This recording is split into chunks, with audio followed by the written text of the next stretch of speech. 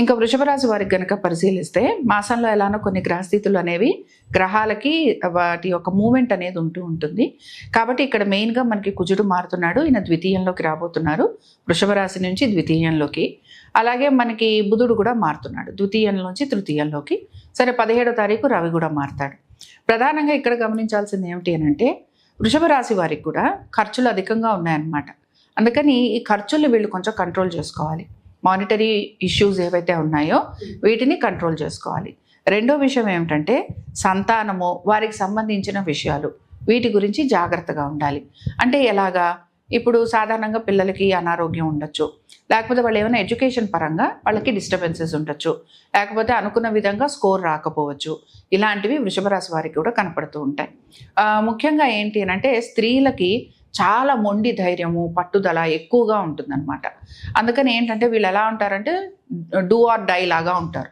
అందుకని ఈ విషయం చెప్పుకోవడానికి బాగుంటుంది, కానీ ఏవైనా ఆడ్ సిచ్యువేషన్స్ వచ్చినప్పుడు మనం కోపావేశాలతోటి ఎక్కువగా మాట్లాడటం, ఎక్కువగా చేయటం వల్ల తర్వాత మనకి ఇబ్బందులు కూడా వస్తూ ఉంటాయి. అందుకని ఈ విషయంలో జాగ్రత్తగా ఉండాలి.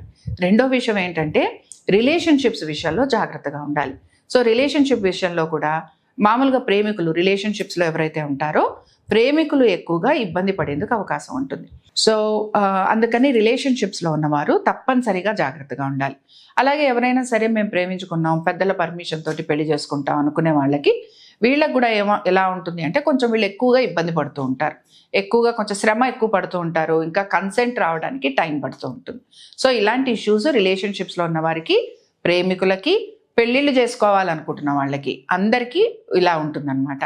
లేదండి మాకు అసలు రిలేషన్షిప్సే లేవు, ఏమీ లేవు, మేము ఊరికే మ్యారేజ్ చేసుకోవాలనుకుంటున్నాం, మా పెద్దలు చూపించింది అంటే కూడా ఇక్కడ కొంచెం మీరు కాంప్రమైజ్ అవ్వాల్సిన సిచ్యువేషన్స్ మీకు కనపడుతూ ఉంటాయి. లేదా మీకు అంతగా యాక్సెప్ట్ చేసే సిచ్యువేషన్స్ కనిపించకపోవచ్చు. సరే, ఇక వీటన్నిటితో పాటు ముఖ్యంగా ఉద్యోగస్తులకు ఏ విధంగా ఉంది అనేదాన్ని చూద్దాం. సరే, ఉద్యోగస్తులకి శని వక్రగతి మొదలైన తర్వాత పెద్దగా వీళ్ళకి ఏమీ చేంజెస్ అంటూ ఏమీ ఉండవు. కానీ ఇందాక నేను చెప్పినట్టుగా పెళ్లి గురించి ఒక మాట చేసుకుంటూ వ్యాపారంలో ఏమైనా మార్పులు చేర్పులు చేద్దామా అని ఆలోచిస్తుంటారు.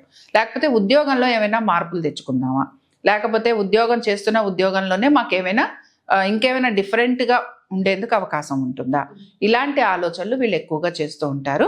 అయితే ఇలాంటి ఆలోచనలు చేస్తున్నారు కనుక వీటిల్లో వీరికి కొంతవరకు అనుకూలత అనేది కూడా కనపడుతూ ఉంటుంది. అయితే ఈ అనుకూలత రావడానికి మినిమం 23వ తారీఖు పడుతుందన్నమాట. సో ఉద్యోగంలో ఏమైనా మంచి మార్పులు రావాలన్నా, స్టేటస్ పెరగాలన్నా, ఇన్కమ్ పెరగాలన్నా, లేకపోతే వీరికి మంచి గుర్తింపు రావాలన్నా, ఇలాంటివి ఏవి జరగాలన్నా ఈ నెల 23వ తారీఖు రావాలి. 23వ తారీఖు తర్వాత నుంచి బాగుంటుంది. అయితే కండిషన్స్ అప్లై ఏంటంటే వ్యక్తిగత జాతకం చాలా అవసరం. బట్ మన ప్రిడిక్షన్స్లో ఆల్మోస్ట్ మనం చాలా వరకు వాళ్ళకి కరెక్ట్గా సెట్ అవుతూ ఉంటుంది కనుక వాళ్ళు నెసెసరీ ప్రికాషన్స్ అనేవి ఖచ్చితంగా తీసుకోవచ్చు. ఇప్పుడు సంతానం అనుకున్నాం, ఉద్యోగస్తులకి శ్రమ ఎక్కువగా ఉంది, మార్పులు చేర్పులు ఉంటాయి, అది వాళ్ళు యాక్సెప్ట్ చేయాలి. వ్యాపారస్తులకి ఇందాక చెప్పుకున్నాము. దీంతో పాటు ఎవరైతే లోన్స్ లాంటివి తీసుకోవాలనుకుంటున్నారో వాళ్ళకి కొంత లోన్స్ వస్తాయి, కానీ వాళ్ళు ఎక్స్పెక్ట్ చేసినంత అమౌంట్ రాకపోవచ్చు. రెండోది, లోన్స్ తీర్చాలి అని అనుకుంటూ ఉంటారు. తీర్చాలి అనుకునే వారు కూడా కొంత అమౌంట్ తీర్చేందుకు అవకాశం ఉంటుంది. చాలా పాసిబిలిటీ అనేది కనిపించటం లేదు. అండ్ హెల్త్ పరంగా స్త్రీలు మాత్రం తప్పనిసరిగా జాగ్రత్తగా ఉండాలి. కొంచెం ఈగో ఉంటుంది, యాటిట్యూడ్ ప్రాబ్లమ్స్ ఉంటాయి, ఇలాంటివి కోపం ఎక్కువగా ఉంటుంది ఇందాక చెప్పినట్టు. కాబట్టి ఇలాంటి వాటిల్లో కొంచెం జాగ్రత్తగా ఉండటం అనేది అవసరం. శ్రావణ మాసంలో మనం ఎలాంటి పని చేసినా మనకి చక్కటి ఫలితాలు ఉంటాయన్నమాట. అంటే ఫలితాలు ఖచ్చితంగా ఉంటాయి మనకి. కాబట్టి ఇక్కడ మనం ఏం చేయాలనంటే ఎవరైతే వివాహం చేసుకోవాలని అనుకుంటున్నారో, ఎవరికైతే వివాహం గురించిన ఆసక్తి ఉందో, ఎవరైతే ప్రేమికులు ఉన్నారో, ఎవరైతే రిలేషన్షిప్స్లో ఉన్నారో, మేము పెళ్లి చేసుకోవాలి అని అనుకుంటున్నారో వారు ఏంటి అని అంటే మనకి మామూలుగా సోమవారాలు, శ్రావణ సోమవారాల వ్రతం అని చేసుకుంటాం. సోమవారం రోజున నక్తం ఉండటం అంటే ఒక పూట భోజనం చేయటం, ప్రదోష సమయంలో స్వామివారి అభిషేకం చేసుకోవటం, అలాగే స్వామివారికి చక్కగా నైవేద్యం లాంటిది పెట్టి మనం భోజనం చేయటం, లేదా ఏదో టిఫిన్ లాంటిది కూడా చేస్తారు. ఇలా గనక సోమవారాల రోజున చేస్తే వీరు కోరుకున్నది జరుగుతుంది. అంటే పెళ్ళే కాదు, ఉద్యోగంలో మార్పులు కానీ, వ్యాపారంలో అభివృద్ధి కానీ, ఆరోగ్యపరంగా ఏమైనా మరీ ఇబ్బందులు ఉంటే తప్ప, అంటే బాగా ఇబ్బందులు ఉంటే చేయకూడదు, కానీ చిన్న చిన్న సమస్యలు గనక ఉంటే ఇవన్నీ కూడా వీళ్ళకి క్లియర్ అయిపోతాయి అన్నమాట.